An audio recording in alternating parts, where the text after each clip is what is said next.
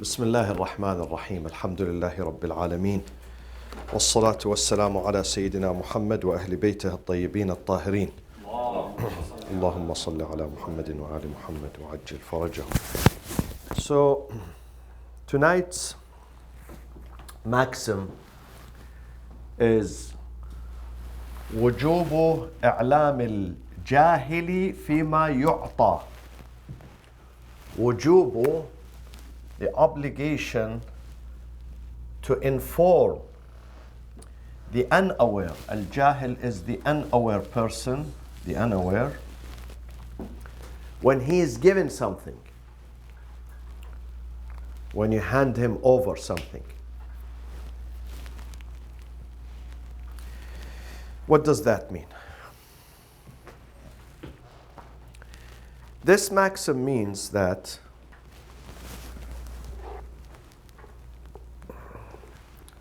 when you are selling a product or renting, and that product, according to this maxim, the maxim speaks about only impurity, but we can use the same maxim, the same evidence in the maxim to stretch it so it can apply not just to impure items, najis items, but items with defect, with aib. Aib means defect. Or items that could bear some sort of danger or hazard to the one that uses them or carries them or, deals with them. An example, if you are selling a car and someone comes to your door and he's interested to buy your car. And you know that the engine has some sort of defect. Either the engine or the transmission or radiator or whatever, the AC, the radio. Do you have to tell the buyer about it? Do you have to inform him?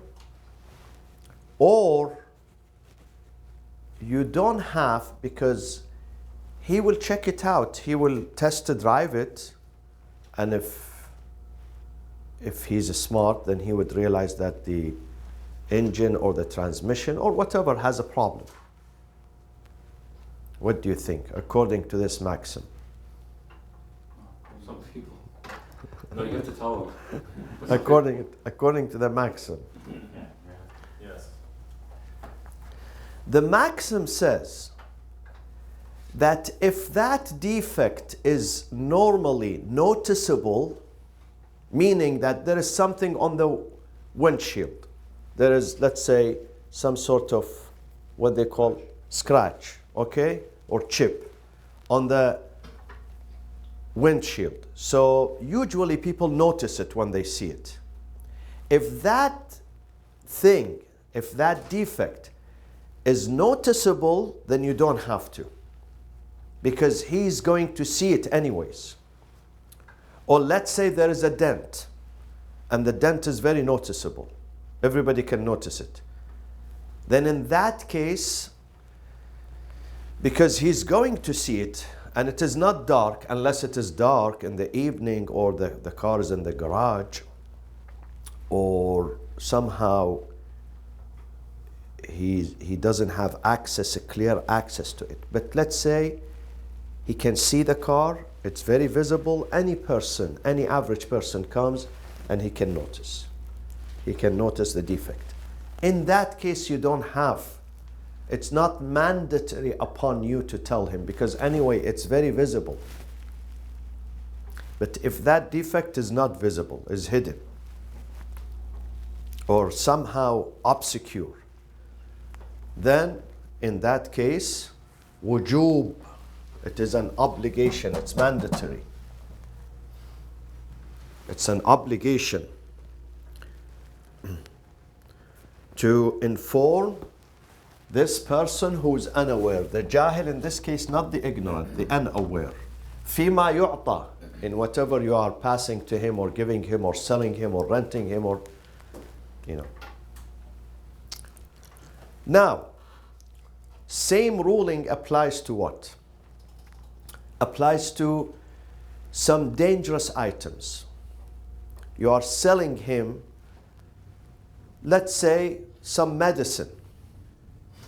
And the medicine, let's say, he has to know how to utilize the medicine, the consumption of the medicine. If you don't tell him, he might overdose and he kills himself. Or sometimes the medicine is expired, so it doesn't work, it doesn't function. It's expired. Or it is going to expire tomorrow. Tomorrow is the last day. Next week is the last week.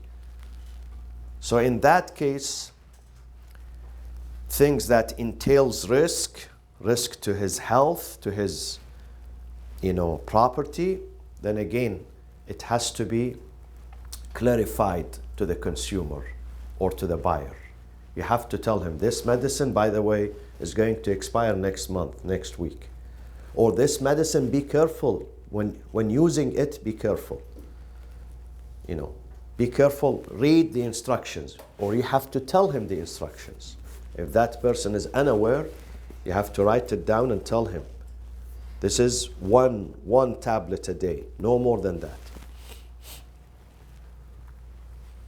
Sometimes firearm. We are selling firearm. And people, they don't know how to handle it. Maybe it has a lock, special lock. So it could be hazardous, it could be dangerous. You have to tell the people about it. This is part of business dealings in Islam. And imagine this law was introduced before the creation of modern business transactions and modern business laws. This is 1400 years ago. It has been extracted from many ahadith, not one or two. We will come to the evidence. Madrak, plenty of ahadith. The third example, so we said something with defect, you have to notify the buyer. Something hazardous, you have to notify. And we come to something which is najis.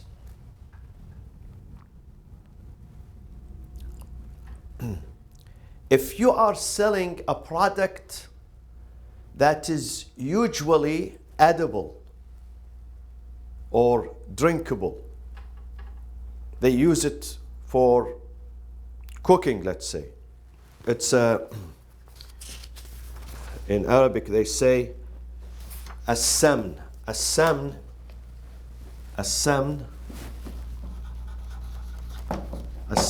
this is cooking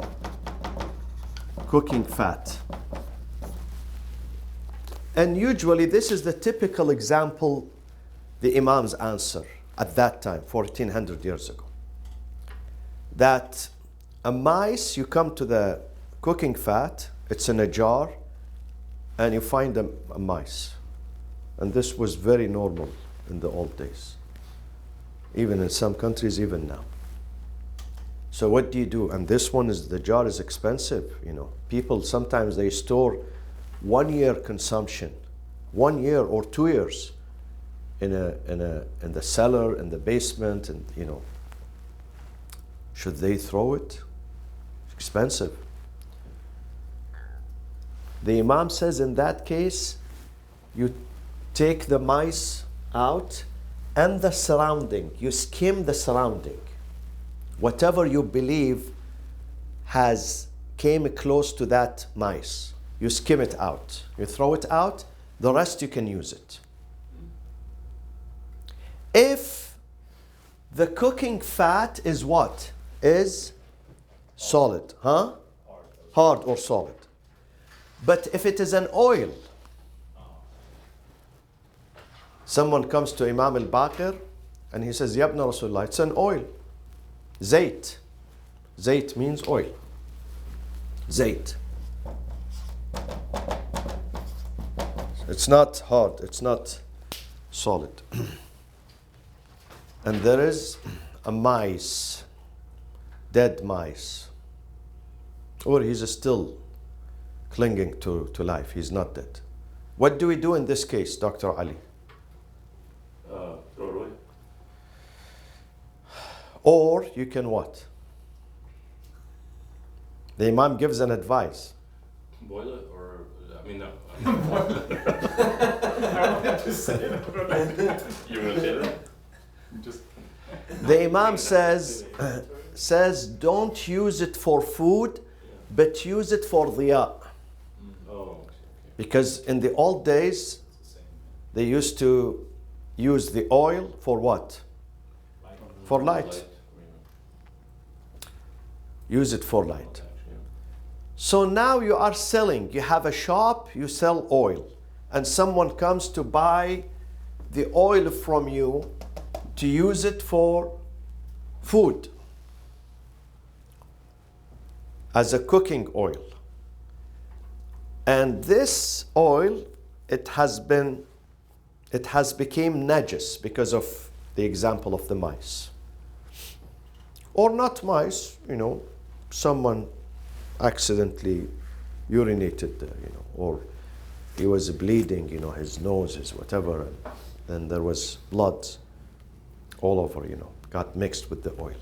So in that case, the oil becomes najis, and the Imam says, you must notify the jahil who doesn't know about it. Now, what does it mean unaware? Does it mean the opposite, that the aware person who knows what happened to this oil, should we also tell him? Or you don't have to tell him because he knows already? He knows already. Ahsant, because he knows. So, If he knows what happened to the oil, if he knows the oil is impure and najis, then you are under no obligation to reiterate this to him. because he can choose. Yeah, because he knows. He's buying it with awareness. It's like the car. If the person knows, somehow you told him or someone else told him that the car has a problem in the transmission, and despite that he came to your house and he wanted to buy the car knowing that there is a problem with the transmission, do you have to go and tell him again? You don't have to tell him, because the qa'idah says the jahil, the one who's unaware. So say the example where the Imam says, take out the mouse and scrape off the surrounding. That is the fat. the fat, right? Yeah. So once you do that, do you have to tell them? No. there's a mouse? No. Definitely you don't have No, to tell because you solved the problem. them. Okay. It is edible. It is edible now. But when it is not edible, you cannot use it for cooking, then you must tell him, because he assumes that he is going to use it for cooking. This is why he is buying it. Unless he knows, unless he sees it, or he has a previous knowledge that this oil is not pure. Right. And then he buys it, then it is his own, responsibility. Okay. Why we have this? Because let's go to the madrak. Now, do we have madrak? Yeah, plenty. Plenty. In fact, when we used to study, I was in my 20s, early 20s, and we used to study al-makasib, al-muharrama. This is a must in your curriculum. This is a must. You must study this. The book, thick book, I'll bring it one day. It's called Al-Makasib Al-Muharrama, Sheikh Murtada Al-Ansari. The businesses that are forbidden. One of them is to sell these types of oil. The oil which is contaminated. Because it used to be, this is, mouse were everywhere, and then they used to go into homes, and this problem was very, very common during that time, very common.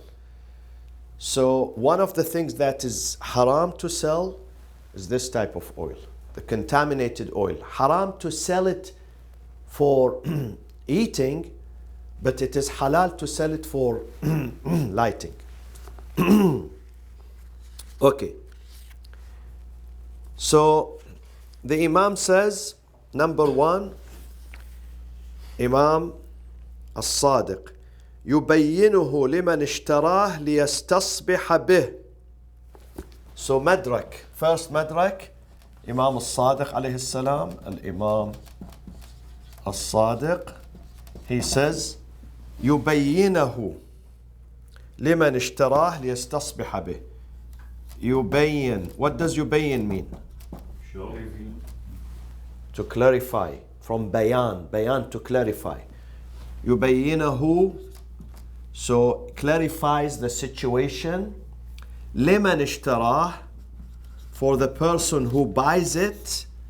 ليستصبح به. ليستصبح, what does ليستصبح? It comes from what? From misbah. Misbah, and misbah is what? Light. So you have to tell him, you have to clarify to the buyer so he can use the oil only, the contaminated oil only for the lighting purpose, not for food. لِأَلَّا يَأْكُلَهُ, so he should not consume it or eat that oil.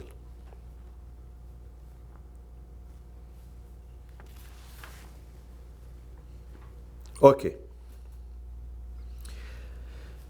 Another hadith from the same Imam, one of the students of the Imam by the name of Muawiyah ibn Wahab. Muawiyah ibn Wahab. This is very famous guy, very famous disciple of our Imams, the fifth Imam and the sixth Imam, Ibn Wahab.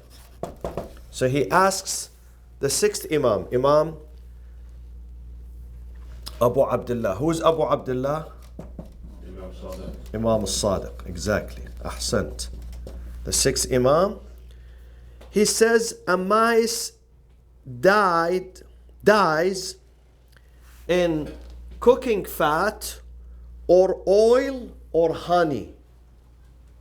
If we find a dead mice in a cooking fat, or oil, zayt, or asal, honey.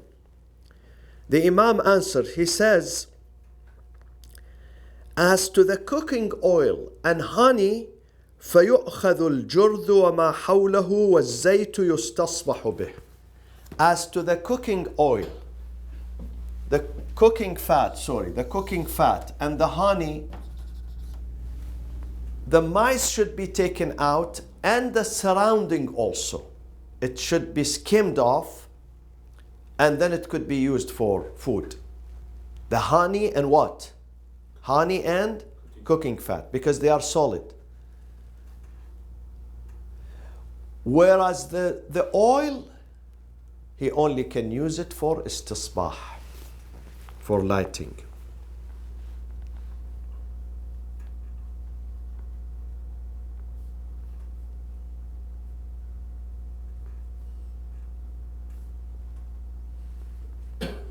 And there are plenty, I don't want to keep repeating these ahadith. We have plenty of them, plenty of ahadith, because this was a very common problem at that time.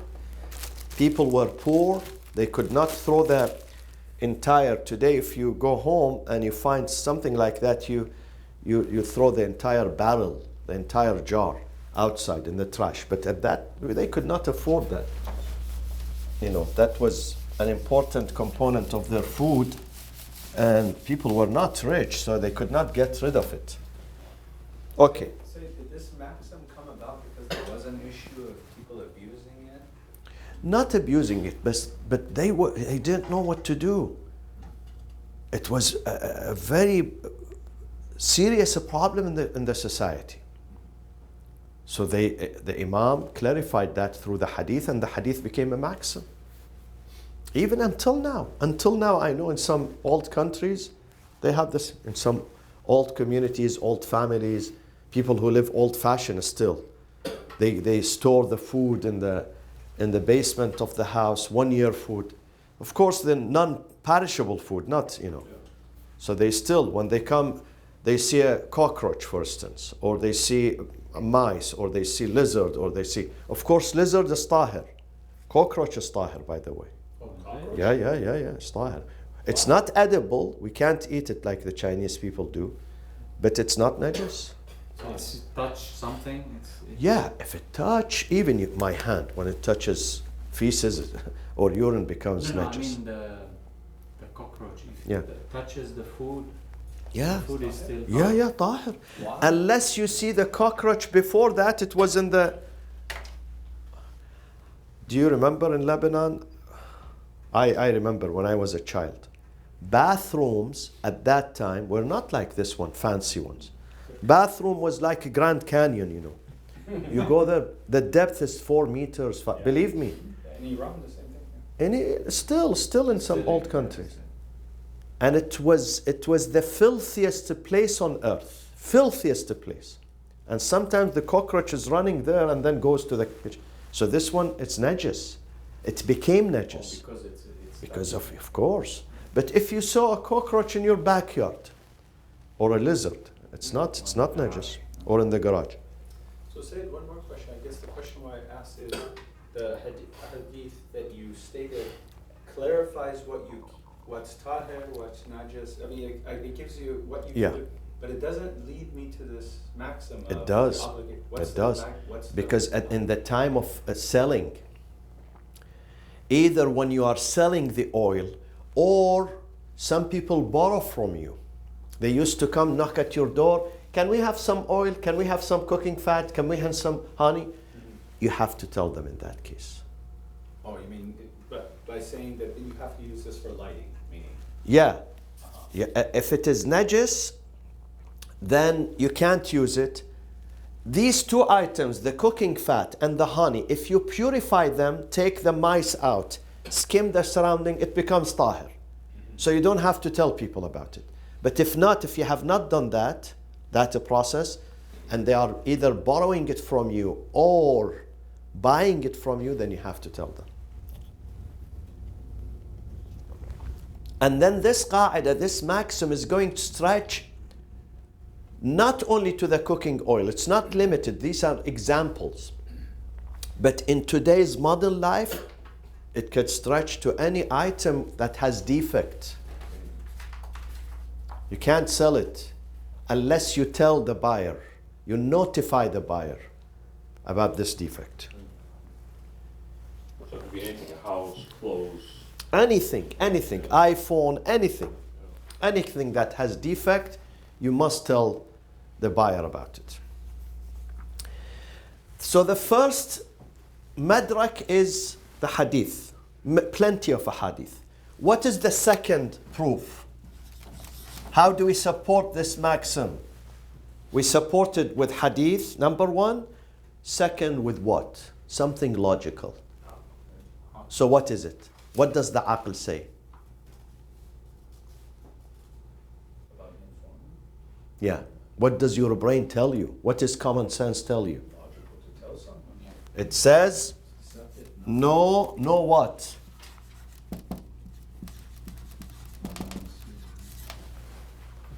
No misleading. Because we have a rule and we will come. This is another maxim. That anything misleading is forbidden. Anything misleading. And misleading in Arabic is taghreer. Not taghreed, Taghreed is a name of female. Taghreer. Taghreer. Taghreer means misleading people. Giving them an impression that this is this, but then when they go home and open it, it turns to be something else. This is taghreer. That's a ayn. Yeah. Ghain and ra, ya, ra. So this is a type of a fraud. Taghreer. Selling, I heard that in some countries, in Russia, the other day there was an article in the LA Times, funny article, that in Russia they sell counterfeit Viagras. The guy, he goes and he buys, and then at the time of need, very much needed, critical time, he finds out that his money is, yeah. Yeah, it was an article that they sell it and people buy it from internet and then they find out that it's not genuine. Actually, in Lebanon, there was a big On medicine? auction on medicine, yeah. Out in the Middle East, honestly, they sell it for like $1, I think. Here it's like 40. So this is called misleading or taghreer. So any services or products, the consumer has the right to know the fact. If this product is not number one, you have to tell him, listen, this product is not number one. This is second class. This is third class. It has these defects. Look at the beauty of Islam. Islam is the most, when it comes to laws and regulations, perfect. But when it comes to practice, the Muslims, they have it in their religion, you know, but they don't follow. They don't follow. So They don't people, follow. can they be defective? But you said service. Yeah, service. They are effective. Even the service, when someone comes to fix it, he has to tell you that my work is not first class. I'm going to fix it, but it's not going to be perfect. They have to tell. This is why in America it has ratings. Everything has ratings. Hotels, cars, places, restaurants, you know. Yeah. In the restaurant, the food that you give, you know, it has to be, you know, Yeah. either tell the people this is not a first class restaurant, you know, or the halal food. We have a problem in America, in Europe. They claim it's halal, but it's not. It's not. It's taghreer. This is misleading. It has a big responsibility. By the way, selling non-halal meat to its consumers is halal. Who are the consumers? The non-Muslims. The non-Muslims, you may sell them non-halal meat, but you can't sell them pork. You can't sell them pork. But meat, it could be sold by a Muslim, but only to non-Muslim. But to Muslims, he has to tell them. And this is why I found some restaurants in Europe here. When you go to them, he says, listen, the chicken is halal, but the meat is not halal. So he tells you. Yeah. I went to Iceland, Reykjavik, 2 years ago. In Iceland, it's even the capital is like a small village. It's much smaller than Irvine, much smaller, maybe 1/4 of Irvine. And there was only one restaurant, halal, owned by a Pakistani guy In where, sorry? in Reykjavik, the capital of Iceland. Oh, okay. Iceland, the population of Iceland is only 300,000. So the guy, he came out when he noticed that I'm sitting there. He knew that I'm a Muslim. He came, he said, listen, my biryani, my meat, my chicken is not halal. But I have vegetarian if you want. I said, of course, vegetarian. Nice guy, alhamdulillah. He has really taqwa. He says, because my customers, I don't have Muslim customers here. So he would tell you, notify you. And say you can't sell them pork because it's Yeah. haram. Pork and wine, pork and alcohol, Right. you cannot deal with it, neither to Muslims nor non-Muslims. Why not the pork? Neither selling, nor buying, nor carrying, nor transaction, nor transfer. Right. Because it's haram Yeah. for us though. Maybe because of health issues. Maybe, I don't know. Quran doesn't say. Okay. But pork and alcohol, we can't sell to anyone. Right.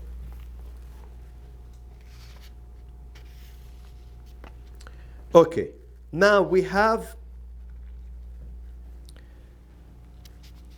as a result of this maxim, we have a sub-maxim that depends on this big maxim here. And that it says, تسبيب الحرام حرام. تسبيب, I will explain it to you. تسبيب, no, one. بيب. تسبيب الحرام حرام. Causing people to commit something haram is by itself haram. You don't do it, but you cause someone to do it. You are not eating this food. Yourself is not eating, but when you mislead someone and you make that people eat it, then it is haram upon you. For instance, he asks you about halal restaurants, and you knowingly or unknowingly you lead him to a restaurant which turns to be non-halal. Then here you are responsible. So even if it's unknowingly, you refer him to something? And no, you have to know, unless for you, not just by name. You find it in the yellow book, yellow pages, and tell him, no. For you, you know. You have assurance. You have confidence that this is halal. Then you have to tell him. Otherwise, you don't send him to a restaurant that you assume because of the name, because of the owner, it's halal. You have to make sure that it's halal. Either don't tell him about it, or if you tell him, you are sure that this is halal. But the person going still has to check, yani, and know. But if he goes according to your recommendation, Right. So it assumes it's halal. yeah, because he asked you, Okay. and then he went there because of your recommendation, then you bear the responsibility. Right. Or another example we have.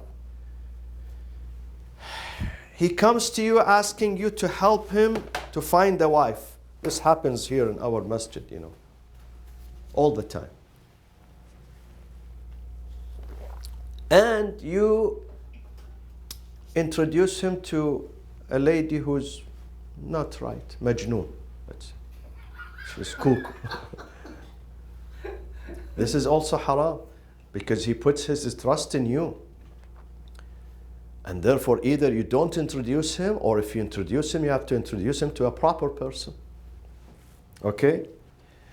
Or another example. He asked you, some masajid, they call me, they say, Sayyid, we need a speaker for Muharram, a speaker for Ramadan, a speaker for this. And then I find a sheikh who's unemployed, nobody invites him, poor guy. And then I tell them, yeah, I found you one. This is also not, not good. This is not good. This is misleading.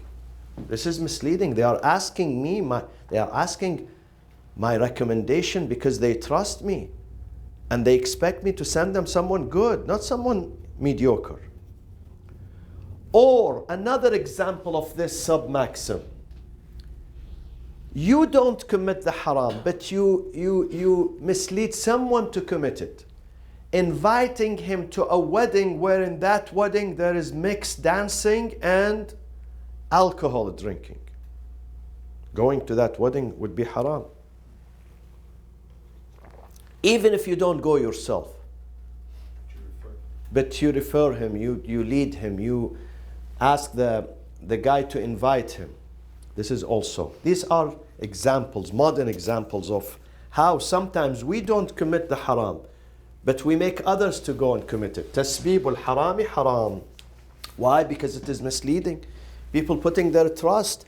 People, when they come and ask you, whether it is business, whether it is restaurant, whether it is marriage, whether it is to buy a car, to buy a house, they assume that you're going to tell them the truth. Sometimes it happens. I have a friend who's a real estate, let's say. And then because I want him to profit, anyone who, and I am someone, people respect me in the community. So they come, they want to buy, they want to rent. So I refer them to this guy, knowing that this guy, he doesn't do a good job. He's not a professional, or he doesn't find them the right house. So knowingly. Knowingly, I know him, of course. Sometimes it's relative to say all this into. Sometimes I don't know him, I have no experience with him, no problem. But when, like it happened, people come, people come to the mosque to ask you about all sorts of things. Believe me, not just marriage or divorce, or about properties, about lawyers. You know how many people come here? Say, do you know an immigration lawyer? Say, I need a lawyer.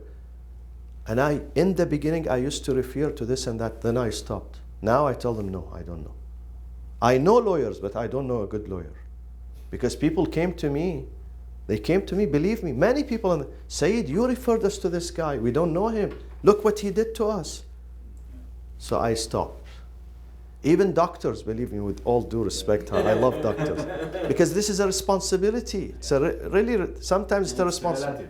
Yeah, and even marriage, I used to be, when I came to, he wants a wife, this guy has, and then after that, because I don't know that girl very much, I'm trying to help the family, but it's a responsibility. It's a responsibility. Till the day of judgment, they come after you. You were the one. We didn't know them. You were. When the marriage goes well, nobody comes and says, Sayyid, thank you. It was you. But something happens, it was the masjid. It was the Sayyid. Even Hajj. Yeah. One year we went to Hajj with someone. And then one of the pilgrims was a lawyer in the community. After Hajj, the lawyer came to my office here. He said, Sayyid, I'm going to sue this guy. Why? Because his services was not good. He was misleading. He was liar. He didn't to provide what he promised. And he took him to court. He said, I came to the masjid. I saw the flyer in the masjid. I trusted the masjid. And you are the religious advisor. So because of you, I said, but I am a religious advisor, but not advisor on food, transportation, on lodging, on housing. So it happens. People, because of you going with this group, they trust you, they go, and then they find out there are violations. So it's a big responsibility. Sometimes you want to help people, but then it's like some doctors when they don't treat someone in an accident, because if something happens, the doctor will be in trouble. Right. It's a big liability. Okay. And then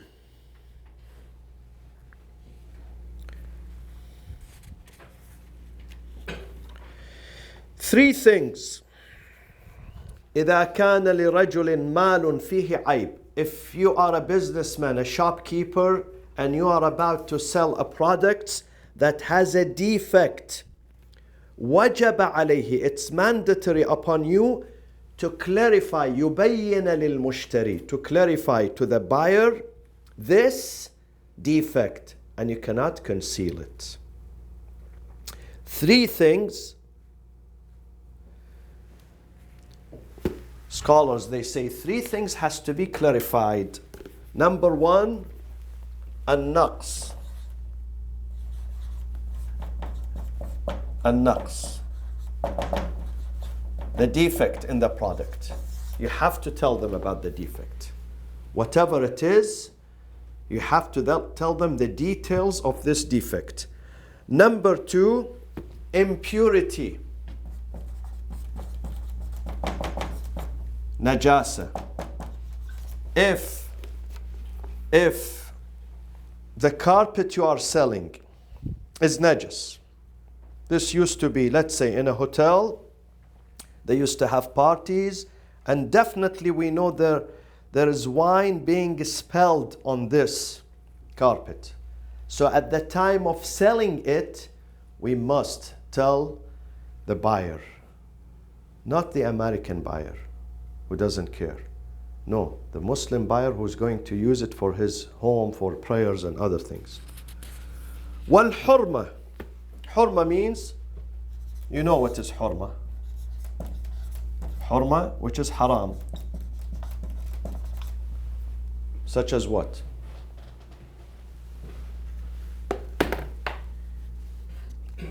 Food, not halal, or things like that. Food not halal. Drink which could contain sometimes in the ingredients. Sometimes they put, alcohol, let's say, in this chocolate. You are giving him a chocolate, and the chocolate usually has to be halal. But then in the ingredients, there is alcohol. So this is also has to be clarified, has to be told. I say for the carpet, let's Or another example of haram, other than food or drink, what is it? Other items. Very common. Stolen items. yeah.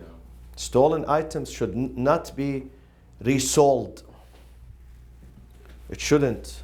It should be returned. So if you know this desk, this iPhone, this computer has been stolen, or the car, then you are not allowed neither to buy it for yourself nor to refer someone else to buy it. Yeah, but this guy, in this case, it's even for non-Muslim, right? Even for non-Muslims. But In the case of najasa, yeah.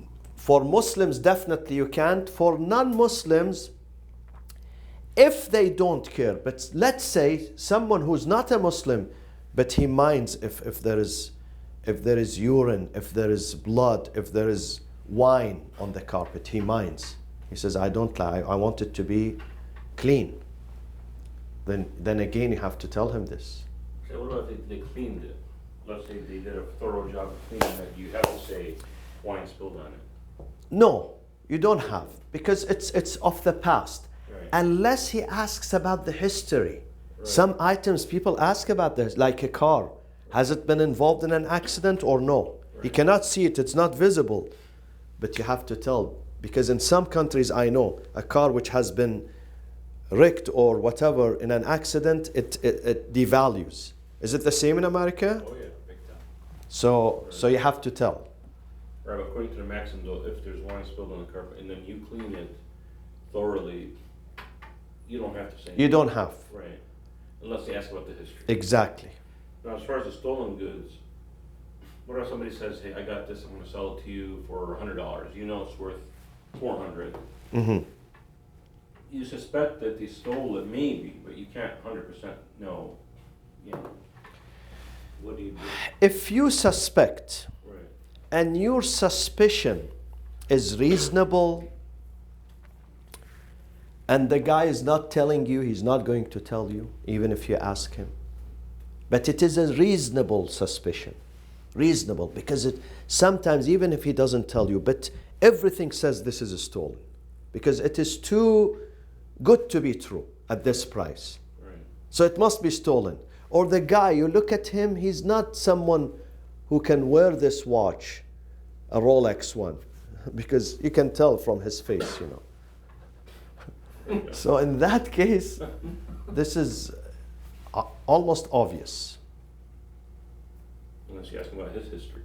As a precaution, ihtiyat, it's better not to buy such goods. Yeah. Okay. So now, scholars, they say that if this defect is zahir, then you don't have to tell the people at the time of selling it. If it is zahir, very clear, he comes to the house, he can see the roof is not, definitely it has a leak, this old roof, let's say. Or the car, he can see the dent. Then this is, or the iPhone, what is this thingy? Screen. The screen is broken. Then he can see it. He can see. Then you don't have to go and tell him, oh, by the way, he tells you, yeah, I have eyes. It's like President Trump in his press conference in the White House, a Turkish journalist was asking him, he said to him, President Erdogan, he said, what? He said, the President Erdogan. And then the journalist said he's the president of Turkey. Then Trump said, yeah, I know. Of course, after he told him, I know. So, yeah. So you go and check it out. It's very funny. It's very funny. Recently? Or- Last week when he kicked this guy, Oh, the Jim other Acosta attorney. from, it's hilarious. Believe me, it's very funny. You know, I'd love to watch his press conferences. Believe me, it's a comedy show. Comedy show. So then, if the defect is clear, then you don't have. Now, two quick things. You know, in the old days, they used to borrow the pan, the pot, you know, neighbors. Even now in old countries, next door neighbors, they send their son, you know, because they have guests. Now, let's say you borrowed from your neighbor and you used it for cooking, and then somehow it became najis. Now, when you return it to the owner, would you tell him that this one is najis, or you don't have to tell him? Aren't you obligated to make it tahir before you give it back to him? He gave it to you tahir. Yeah. You can't give it back to him. I guess, yeah, it depends on did you clean it, or purify it, or? No. If you purify it, then you don't have a problem. Yeah. Don't have a problem. Why do you go and tell him? But let's say you have not purified it. Or in some cases, like when a dog touches with his tongue a pot, then it has to be washed 7 times. Not 1 time. Or you cannot purify. Like No, you can purify it, like the but oil it needs extra water to purify it. No, let's speak about appliances when you borrow them, not food. An appliance you borrowed and now you are returning. So in this case, a dog came, the pot was on the ground, and he licked it. And you didn't have time. It was a quick, wash, but it was not, according to the procedure. So it is still najis, and you know it is still najis. Do you have to tell the guy or not? Unless it causes distress. Or a fight? Yes, the ihtiyat, according to the principle of precaution, yes, you must tell them. One last scenario. You go to a restaurant and you eat in a plate. Somehow, let's say there was a drops of blood from your nose while you were eating, or after you finished. Let's say after you finished. Spilled in the salad, or in the plate, or in the soup. Do you have to tell the guy? Depends if he's Muslim or No, You I should mean, tell them. on the food, right? Yeah. Usually they wouldn't do anything with the food, right? They will not sell it again, isn't it? Or the They would food- not serve it again. Serve it again, right? And what do they do with the food in this country? Because in some Muslim countries, the salad could be given 3-4 times, because sometimes you find rice in the salad, or that it was previously served to others. But sometimes you give also, like, if you don't throw away the food at the end of the day, they give it to. Exactly. Some restaurants here, they give it to charities. So do you have to tell, or you have no response? Because you purchased it, this is your food, your money, you paid for it. So you are free to do anything with it. Is it this or no? You have to tell. Did it touch the plate? Did it touch the plate? Or it touched the plate? The plate, let's say the plate is empty. No food in it. Do you have to tell or not? If it touches the plate, then yes. But I No, the think plate is empty. Let's distinguish between two. Between empty plate and between a plate that has salad or soup or food. But There is the remaining fish, chicken, meat, and then it gets contaminated. So with Imam Sadiq, what he said, basically, if the rat is touching it, take out the areas where it's impure, and the rest are pure. No, Dr. Ali, please don't get mixed up. This is when you sell. This is when you sell. But here I am giving you another scenario. You are sitting in a restaurant, you purchased the food, you paid the money, the food is yours. So now let's say there are drops of urine, blood, semen, whatever, which is najis, in the plate. But seriously, the plate doesn't belong to you, the plate belongs to the restaurant. So I think if it touches the plate, you have to say. But if it only touches the food which you purchased, then you don't have to say. Okay, so you distinguished. Yeah. So if it touches the plate, then you have to tell them. But how about if they wash anyways, they're going to wash the. Yes, they have to touch it 7 times. I don't know if. Unless your dog was with you on that. But we're talking about the customer, right? Blood comes from the customer. Yeah. Yeah, so, you should tell the... Yeah, as a precaution, yes. Even though you know they're going somehow to wash it. This is regarding the plate. Regarding the food, it's the same. Because what if they give it to a charity? At the end of the day, I know some restaurant. In Muslim countries, definitely they don't dispose the food in the trash. Definitely. Right. But here, sometimes they give it to charities. Right. So you have to tell them. If you're giving it back... As a precaution. Yeah. Not mandatory, huh? It's not mandatory. Ihtiyat. Unless they take their food to go, Yeah, this is then yours. you don't have to. This is yours. You are responsible. Right. But if you leave part of the food left over, then as a precaution, ulama, they say you must notify them. وصلى الله وسلم على سيدنا محمد